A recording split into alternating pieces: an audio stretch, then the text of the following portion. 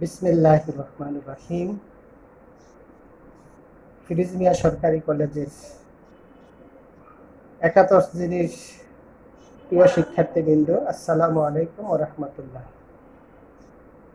আশা করি তোমরা যে যেখানে আছো আল্লাহর মেহেরবানিতে তোমরা সুস্থ জীবনযাপন করছো।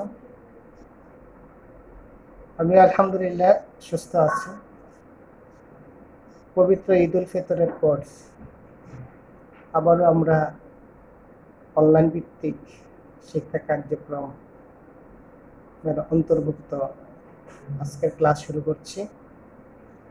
প্রথমে মহান আল্লাহ তাআলার শুকরিয়া আদায় করে নেই, যিনি আমাদেরকে একটি মাস সিয়াম সাধনার পর ঈদ উল ফিতর উদযাপন করার পর আবারও ক্লাস নেওয়ার সুযোগ দিয়েছেন।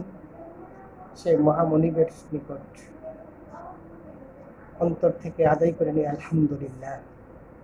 প্রিয় শিক্ষার্থীবৃন্দ, আজ তোমাদের সামনে আলোচনা করব ইসলামী শিক্ষা প্রথম পত্রের ৪র্থ অধ্যায়ের ইসলাম ও সমাজ জীবন। আমরা জানি মানুষ সামাজিক জীব, মানুষ একা চলতে পারে না, সমাজের দ্বারস্থ হতেই হয়। সমাজের একে অপরে মিলেই তাদের সামাজিক জীবন। সামাজিক জীবন আল্লাহর এক অফুরন্ত নেয়ামত। সমাজের মানুষগুলো যখন আল্লাহর বিধান ও রাসূলের সুন্নাহ অনুযায়ী জীবনযাপন করবে, সে সমাজে আল্লাহর রহমত বর্ষিত হবে। সেই সমাজটি হবে একটি শান্তিময় সমাজ। আমরা আজকের এই অধ্যায় থেকে, অর্থাৎ ইসলাম ও সমাজ জীবন, এই অধ্যায় থেকে আমরা শিখতে পারব ইসলামী সমাজের বৈশিষ্ট্য, ইসলামী সমাজের গুরুত্ব, ইসলামী সমাজে প্রতিবেশীর অধিকার ও কর্তব্য, প্রতিবেশীর অধিকার ও কর্তব্য, ন্যায় বিচার প্রতিষ্ঠায় আদলের ভূমিকা, সন্ত্রাস দমনে জিহাদের গুরুত্ব, প্রতারণার কুফল ইত্যাদি বিষয়গুলো আজকে আমরা এই অধ্যায় থেকে শিখতে পারবো, জানতে পারবো। প্রিয় শিক্ষার্থীবৃন্দ, প্রথমে আমরা জেনে নেই ইসলামী সমাজ কাকে বলে। ইসলামী সমাজের পরিচয়, সংজ্ঞা। সহজভাবে যদি আমরা বলি, যে সমাজের প্রতিটি মানুষের অধিকার ও চাহিদা ইসলামী অনুশাসন দ্বারা নিয়ন্ত্রিত হয় বা নির্ধারিত হয়, সেই সমাজটি ইসলামী সমাজ। আবারও বলছি, যে সমাজের প্রতিটি মানুষের অধিকার ও চাহিদা ইসলামী অনুশাসন দ্বারা নির্ধারিত হয়, নিয়ন্ত্রিত হয়, সেই সমাজটি ইসলামী সমাজ। এখানে আমরা সংজ্ঞা থেকে বুঝতে পারলাম মানুষের অধিকারগুলো এবং চাহিদাগুলো একমাত্র আল্লাহ তাআলার এবং তার রাসূলের শেখানো পদ্ধতিতেই নির্ধারিত হবে, পরিচালিত হবে। তাহলে আমরা ওই সমাজটিকে ইসলামী সমাজ হিসাবে আখ্যায়িত করব। এখন আমরা জানব ইসলামী সমাজের বৈশিষ্ট্য। ইসলামী সমাজ একটি আদর্শময় সমাজ। তার অনেকগুলো বৈশিষ্ট্য রয়েছে। ইসলামী সমাজের মূল থিমটা হবে কয়েকটি বিষয়ের আলোকে। তার মাঝে প্রথম হলো তাওহীদ ভিত্তিক। ইসলামী সমাজের মূল ভিত্তিটাই হবে তাওহীদ ভিত্তিক। তাওহীদ, আল্লাহর একত্ববাদ। এই পৃথিবী সৃষ্টি করেছেন মহান আল্লাহ। এই পৃথিবীর পরিচালনার যাবতীয় বিধান দিয়েছেন আল্লাহ। পৃথিবীর সকল মানুষের সুখ এবং দুঃখের নিয়ন্ত্রণকারী আল্লাহ, রিজিক দাতা আল্লাহ, বিধানদাতা আল্লাহ, হায়াত দাতা আল্লাহ, মৃত্যুদাতা আল্লাহ। এই মূলনীতিটুকু ইসলামী সমাজের প্রতিটা মানুষের অন্তরে লিপিবদ্ধ থাকবে এবং সেই অনুযায়ী তারা তাদের প্রতিটা কার্যক্রম সম্পাদন করবে। এই প্রসঙ্গে তাওহীদ সম্পর্কে মহান আল্লাহ তাআলা বলেছেন,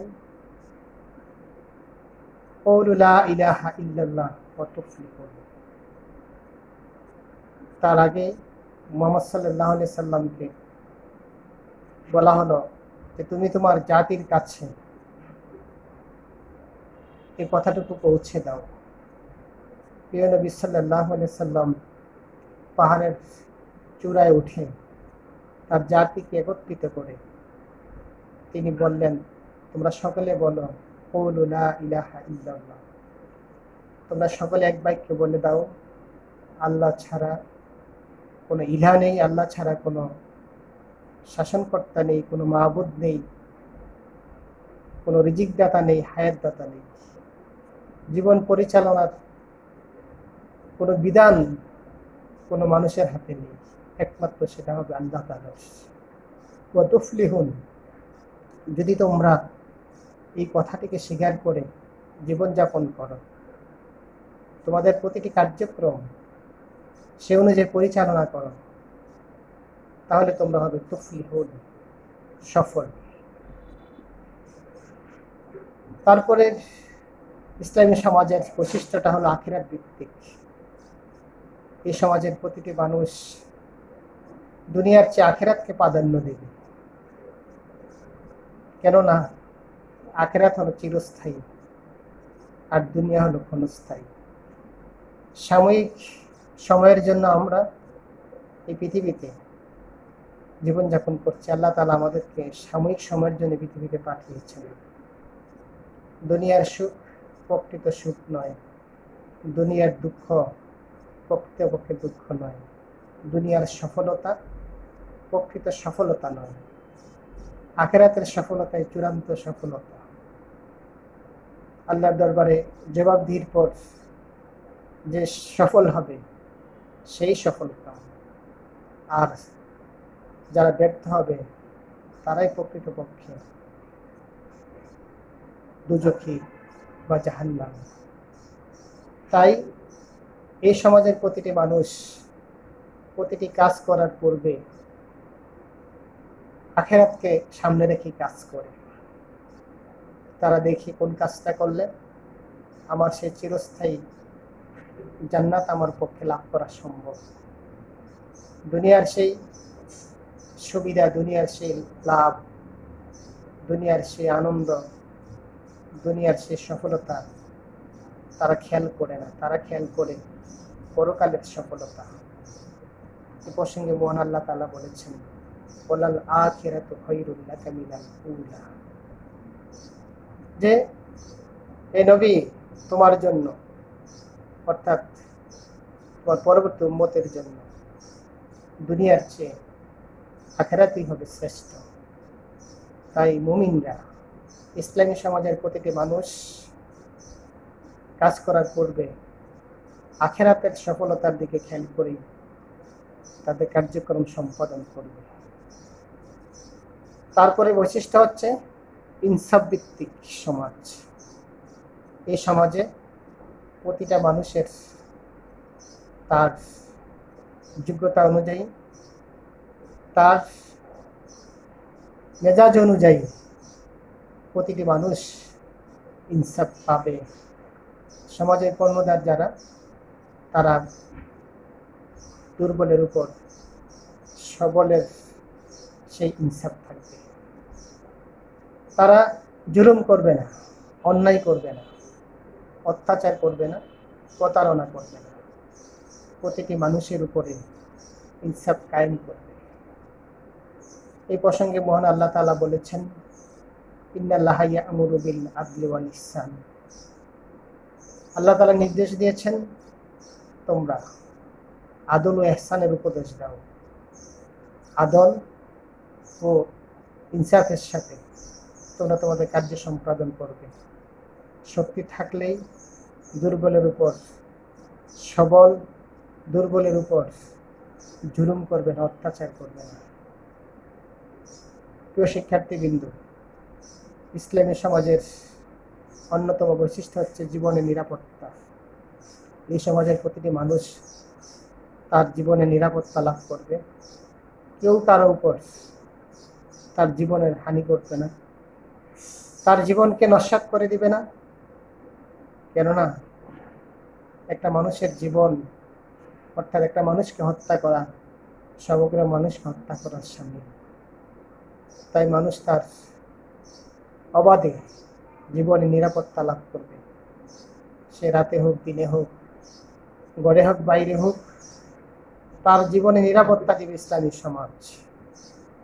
এ প্রসঙ্গে মহান আল্লাহ তাআলা বলেছেন, ওয়ালা তাকতুলুন নাফসাল্লাতী হারামাল্লাহু বিল হক, যে তোমরা তোমাদের সমাজের কাউকে তোমরা অন্যায়ভাবে হত্যা করবে না, কারো উপরে অন্যায়ভাবে তার জীবন শেষ করে দিবে না।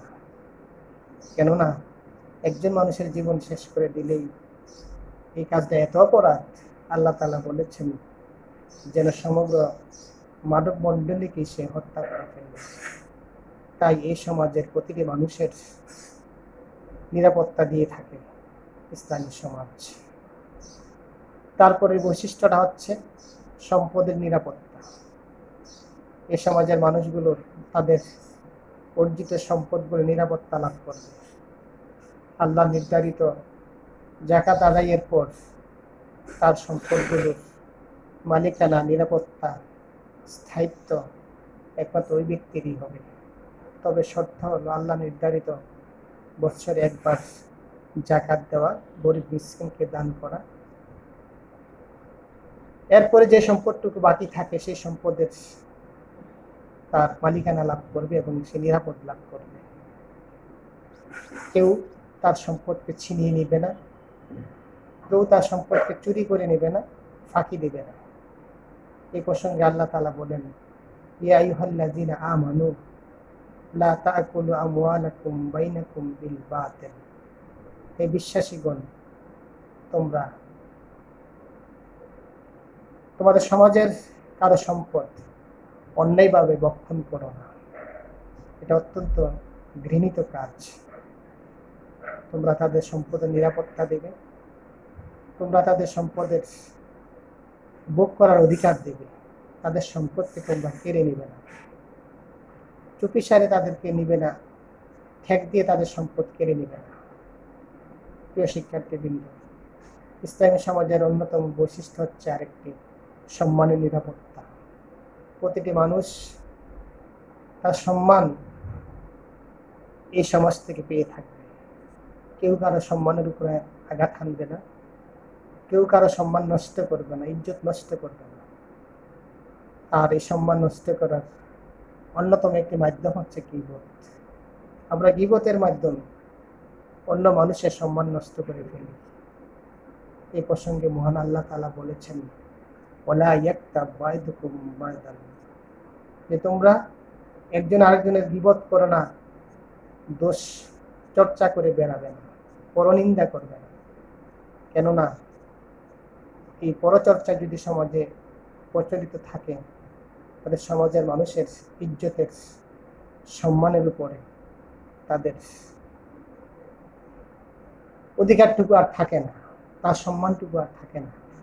সেজন্য আল্লাহ তাআলা বলেছেন যে তোমরা একজন আরেকজনের গীবত করবে না। তারপরে অন্যতম বৈশিষ্ট্যটা হচ্ছে মত প্রকাশের স্বাধীনতা। এই সমাজের প্রতিটি মানুষ তার নিজস্ব মত প্রকাশের স্বাধীনতা পাবে। এই প্রসঙ্গে মহান আল্লাহ তাআলা বলেছেন, লা ইকরাহা ফিদ্দিন, দিনের ব্যাপারে কোনো জবরদস্তি নেই। মানুষ তার শরীয়তের বিধানের আলোকে আল্লাহ নির্ধারিত পন্থায় মত প্রকাশের স্বাধীনতা লাভ করবে। কেউ কাউকে পছন্দ করবে, কেউ কাউকে পছন্দ করবে না, কেউ বিভিন্ন দল করবে, আরেকজন আরেক দল করবে। প্রতিটি মানুষের তার মত প্রকাশের স্বাধীনতা দিয়ে থাকে ইসলামী সমাজ। এই সমাজে অমুসলিমরাও থাকবে, অমুসলিমরাও তাদের মত প্রকাশ করবে, তাদের মত প্রকাশের উপরে কোনো হস্তক্ষেপ করা যাবে না। তাদের মত প্রকাশ এবং তাদের সম্পদের উপর যদি বাধা সৃষ্টি করা হয়, হাসরের ময়দানে আল্লাহ তাআলা তাদের এই মত প্রকাশের স্বাধীনতাটুকু যারা হরণ করেছিল তাদেরকে জিজ্ঞাসা করবেন। আল্লাহ রাসূল সাল্লাল্লাহু আলাইহি সাল্লাম এই প্রসঙ্গে বলেছেন, হাসরের ময়দানে আমি অমুসলিমদের পক্ষে, আমি ওই যারা অমুসলিমদের মত প্রকাশের উপর স্বাধীনতা হরণ করেছিল, সম্পদ লুণ্ঠন করেছিল, ইজ্জত নষ্ট করেছিল, তাদের বিরুদ্ধে আমি অভিযোগ করব। তাই এ সমাজের অমুসলিমও যারা থাকবে তাদেরকেও মত প্রকাশের স্বাধীনতা নিশ্চয়তা করবে ইসলামী সমাজ। প্রিয় শিক্ষার্থীবৃন্দ, এরপরে আমরা আসি ইসলামী সমাজের গুরুত্ব। ইসলামী সমাজ একটা মানুষের জন্য, সমাজের প্রতিটা নাগরিকের জন্য অত্যন্ত গুরুত্বপূর্ণ। কেননা ইসলামী সমাজ যদি না থাকে তাহলে একজন ব্যক্তি সম্পূর্ণভাবে আল্লাহর দাসত্ব করতে পারে না। ইসলামী সমাজ যখন অনুপস্থিত থাকে তখন অনেকগুলো ইবাদত, অনেকগুলো আল্লাহর নির্দেশ বাস্তবায়ন করা সম্ভব হয় না। যেমন ইবাদত সম্পাদনের মূলত দুটি পদ্ধতি রয়েছে, ব্যক্তিগত ইবাদত, সমষ্টিগত ইবাদত। ইসলামী সমাজ না থাকলে ব্যক্তিগত ইবাদতগুলো হয়তো করা যায়, কিন্তু সামাজিক ইবাদতটুকু করতে কষ্ট হয়, অনেক ক্ষেত্রে করাও যায় না। তাই ইসলামী সমাজ প্রতিষ্ঠার জন্য একজন মুমিনের চেষ্টা করা অন্যতম কাজ। ইসলামী শরীয়তের বিধান বাস্তবায়নের জন্য ইসলামী সমাজের প্রয়োজন। যদি ইসলামী সমাজ না থাকে তাহলে শরীয়তের কিছু বিধান রয়েছে যেগুলো বাস্তবায়ন সম্ভব নয়, যেমন ব্যভিচার, মদ পান, চুরির শাস্তি। এই সমস্ত অপরাধগুলোর শাস্তি তখনই কার্যকর করা সম্ভব হয় যখন ওই সমাজটা হয় ইসলামী সমাজ। কেউ ব্যভিচার করে ফেললে এই ঘৃণিত কাজটির বিচার সম্পাদন করার জন্য প্রয়োজন ইসলামী সমাজ। সমাজের মানুষগুলো যদি বিচার না চায় তাহলে সেখানে বিচার করা যায় না। মদ পান, কেউ যদি মদ পান করে, সমাজের অধিকাংশ মানুষগুলো এইটার বিচার যদি না চায় তাহলে বিচার করা যায় না।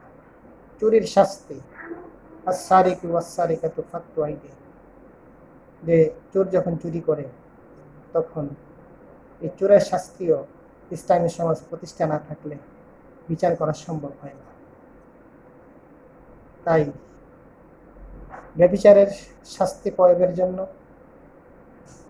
আয-যানিয়াতু ওয়াজ-যানি ফাজলিদু কুল্লা ওয়াহিদিন মিনহুমা, যে ব্যভিচার যখন ব্যভিচার করে ফেলবে তখন অর্থাৎ পুরুষ হোক মহিলা হোক তাদের বিচার করবে। পুরুষ যদি, নারী যদি, উভয় যদি বিবাহিত হয়, অর্থাৎ বিবাহিত হলে এক ধরনের শাস্তি আর অবিবাহিত হলে এক ধরনের শাস্তি। বিবাহিত কেউ যদি ব্যভিচার করে তাহলে তাদের শাস্তি হলো আল্লাহর পক্ষ থেকে নির্ধারিত শাস্তি হলো রজমের মাধ্যমে তাদের হত্যা করে ফেলা। তাদের উপর দয়া করা যাবে না, মায়া করা যাবে না, তাদেরকে পাথর নিক্ষেপ করে তাদেরকে মেরে ফেলতেই হবে। আর যদি অবিবাহিত হয় তাহলে তাদেরকে 100 বেত্রাঘাত করতে হবে। কোনো ইমামগণ বলেন 100 বেত্রাঘাতের সাথে তাদেরকে 1 বছরের জন্য দেশান্তর করতে হবে। আবার কেউ কেউ বলেন দেশান্তরিত হবে শুধু পুরুষ, মহিলা দেশান্তরিত হবে না। বিভিন্ন ধরনের মতনৈক্য রয়েছে। যাই হোক, ইসলামী শরীয়তের বিধান বাস্তবায়নের জন্য প্রয়োজন হলো ইসলামী সমাজ ব্যবস্থা। প্রিয় শিক্ষার্থীবৃন্দ, ইসলামী সমাজের গুরুত্ব হলো আত্মশুদ্ধির জন্য। ব্যক্তি সংশোধিত হয় না যদি সমাজটা ইসলামী সমাজ না হয়। কারণ মানুষ দেখে দেখে অনেক কিছু শিখে, দেখে দেখে মানুষ অনেক ভুল সংশোধন করে, মানুষ দেখে অন্যায় করে, মানুষ দেখে আবার ভালোও করে। মানুষ তার নফসের চাহিদায়, তার এই দৈহিক চাহিদার কারণে মানুষ অনেক সময় ভুল করে ফেলতে পারে। শয়তান মানুষকে ওয়াসওয়াসা দেয় ভুল করার জন্য। ভুল মানুষ করবেই। এই ভুল থেকে পরিত্রাণের উপায় হলো একটি ইসলামী সমাজ। সমাজ থেকে সে দেখে দেখে শিখবে, অমুক ব্যক্তি অমুক ভালো কাজ করছে, অমুক ব্যক্তি অন্যায় করছে না। এগুলো দেখে দেখে সে তার আত্মাকে সংশোধন করবে, আত্মশুদ্ধি করবে, তার ভিতরে সেই অপরাধটুকু দূর করার মানসিকতা জাগবে। তাই প্রয়োজন ইসলামী সমাজ। মানবিক গুণাবলীর বিকাশও ইসলামী সমাজের প্রয়োজন। মানুষের সততা, আমানতদারিতা, ভালোবাসা, বড়দেরকে শ্রদ্ধা, ছোটদেরকে স্নেহ, এই বিষয়গুলো প্রকাশ করতে প্রয়োজন ইসলামী সমাজ। সামাজিক নিরাপত্তা, সমাজের প্রতিটা মানুষের অর্থাৎ জীবন, সম্পদ ও সম্মানের নিরাপত্তা পেতে হলে প্রয়োজন ইসলামী সমাজের। ইসলামী সমাজই পারে মানুষের জীবনের নিরাপত্তা দিতে, সম্পদের নিরাপত্তা দিতে এবং সম্মানের নিরাপত্তা দিতে। ইসলামী সমাজ যখন উপস্থিত থাকে না, তখন মানুষের সামাজিক নিরাপত্তাটুকু বিঘ্নিত হয়। প্রিয় শিক্ষার্থীবৃন্দ, পরিশেষে ইসলামী সমাজের গুরুত্বের যে বিষয়টি আলোচনা করব, পারস্পরিক ভালোবাসা বৃদ্ধি। ইসলামী সমাজ যখন কোনো ভূখণ্ডে উপস্থিত থাকে, তখন ওই মানুষগুলোর ভিতরে পরস্পর ভালোবাসা তৈরি হয়। একে অপরকে দেখলে তাদের অন্তর খুলে, তাদের হৃদয় খুলে মানুষ তাদেরকে গ্রহণ করে নেয়।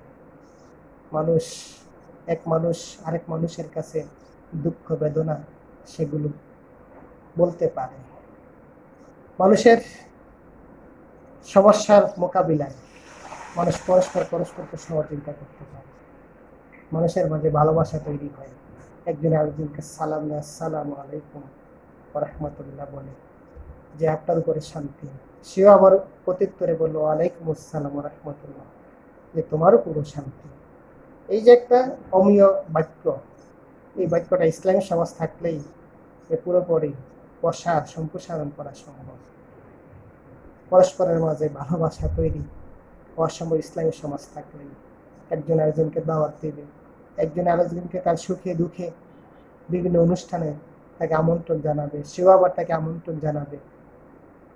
সে অন্যকে ফাঁকি দিবে না, অন্য তাকে ফাঁকি দিবে না। তার সম্পদ অন্য গ্রাস করবে না, সেও আরেকজনের সম্পদ গ্রাস করবে না। সে মানুষের পরনিন্দা বলে বেড়াবে না, তার পরনিন্দা মানুষ করবে না। সে মানুষের সম্মান দেবে, মানুষ তাকে সম্মান দেবে। এভাবে পরস্পরের কারণেই সমাজে শান্তি চলে আসে। আর ইসলামী সমাজ যদি না থাকে, তাহলে পারস্পরিক ভালোবাসা এটা তৈরি হয় না সাধারণত। প্রিয় শিক্ষার্থীবৃন্দ, আজকে আমরা যে বিষয়টুকু আলোচনা করলাম, এই বিষয়ের উপর চিন্তা করে আমরা আমাদের জীবনের সাথে মিলাবো। আমরা যে সমাজে বসবাস করছি, এই সমাজটুকু এই ধরনের বৈশিষ্ট্যের অধিকারী কিনা, সমাজের মানুষগুলো এ ধরনের অধিকার থেকে বঞ্চিত কিনা। যদি আমরা দেখি সমাজের মানুষগুলো আল্লাহ প্রদত্ত অধিকারগুলো থেকে বঞ্চিত, মানুষ যখন তার অধিকার পায় না, তার সম্পদের নিরাপত্তা পায় না, জীবনের নিরাপত্তা পায় না, সম্মানের নিরাপত্তা পায় না, তখন আমরা ওই সমাজটিকে ইসলামী সমাজ করার জন্য আমাদের চেষ্টা করতে হবে।